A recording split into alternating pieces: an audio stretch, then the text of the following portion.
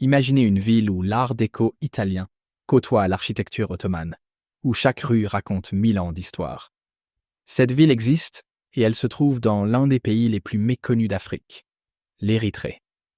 C'est fascinant que vous mentionniez cela, car peu de gens savent que l'Érythrée abrite l'une des plus grandes collections d'architecture moderniste au monde.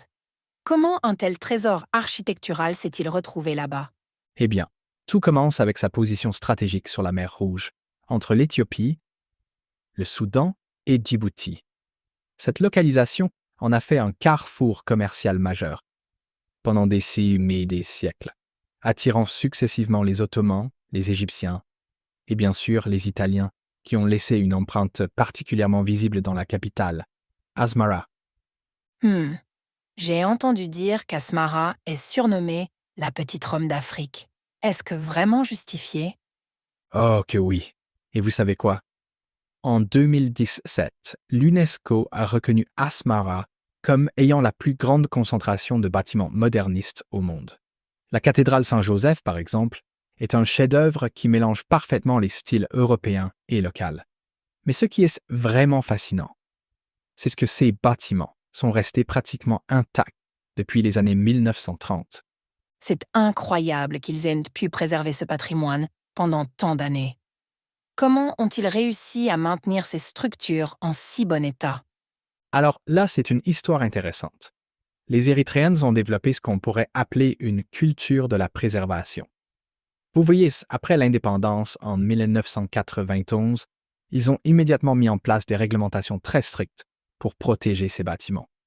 Et le plus remarquable, c'est qu'ils ont réussi à les maintenir en vie, pas juste comme des musées, mais comme des espaces fonctionnels. Donc ces bâtiments historiques sont toujours utilisés aujourd'hui? Comment cela fonctionne-t-il concrètement? Exactement. Prenons l'exemple du cinéma Impero à Asmara.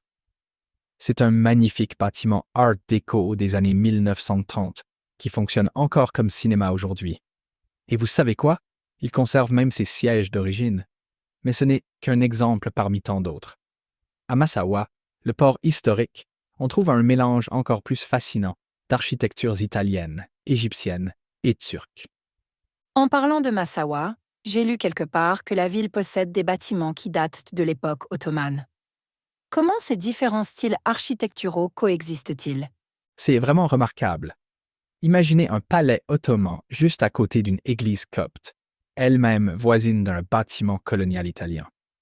Le palais impérial de Massawa est particulièrement impressionnant, avec ses influences multiples qui se mélangent harmonieusement.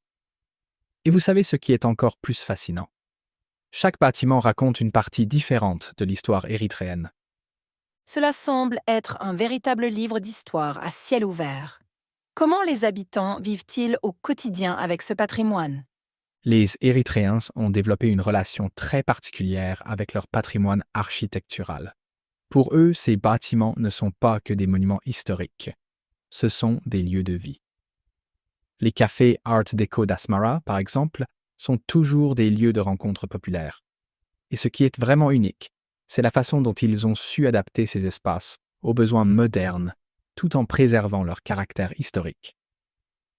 C'est une belle leçon de préservation du patrimoine, n'est-ce pas? Que pouvons-nous en retenir? Je pense que l'exemple érythréen nous montre qu'il est possible de préserver le patrimoine architectural sans le figer dans le temps.